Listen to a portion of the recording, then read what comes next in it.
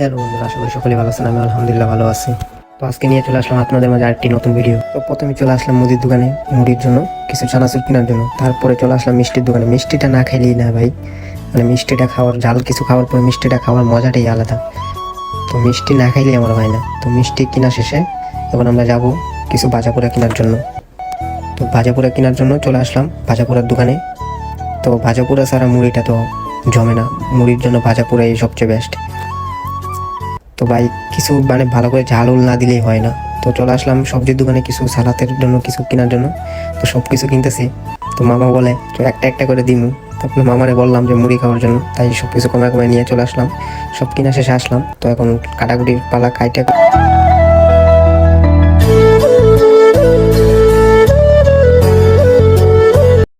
কিছু এখানে মাখাইয়া। তো দেখতেই পারতেছেন, মানে দেখলেই জিভে পানি চলে আসে, মানে এত পরিমাণ। কি করবো, মুড়ি মাখানোটা আমার এত ভালো লাগে যা বলার মতো না। তো সপ্তাহে 1-2 বার খাওয়াই পরে মুড়ি মাখানো।